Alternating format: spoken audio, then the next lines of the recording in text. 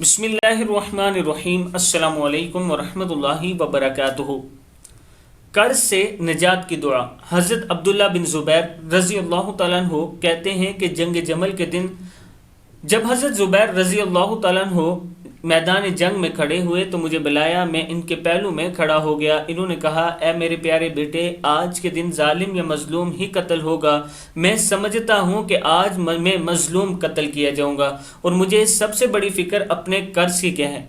क्या तुम्हें कुछ अंदाज़ा है कि कर्ज अदा करने के बाद हमारा कुछ माल बच सकेगा?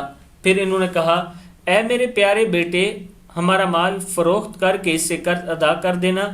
और फरमाने लगे, ए मेरे बेटे, अगर कर्ज अदा करने से आजिज़ हो जाओ तो मेरे मौला से मदद तलब करना। हज़रत अब्दुल्ला रज़ी अल्लाह तआला अन्हु कहते हैं कि अल्लाह की कसम मैं इनकी बात न समझ सका कि इन्होंने क्या इरादा किया था। यहाँ तक कि मैंने पूछा, अब्बा जान, आपके मौला कौन हैं? इन्होंने फरमाया, अल्लाह।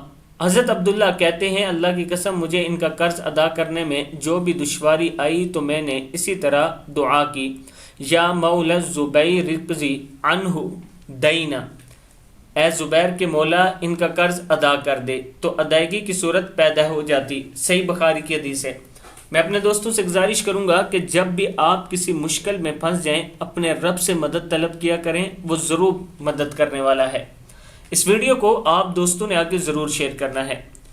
और अगर आप गरीब लोगों के साथ तावन करना चाहते हैं रमज़ान मुबारक में, तो ये मेरा व्हाट्सअप नंबर इजी पैसा जैज़ कैश मौजूद है, इस पर आप कर सकते हैं। इंशाअल्लाह रमज़ान मुबारक में हम बहुत सी गरीब फैमिलियां हैं जिनमें राशन तकसीम करते हैं, उसमें आपका हिस्सा भी डल जाएगा। अस्सलामु अलैकुम वरहमतुल्लाहि वबरकातुहू।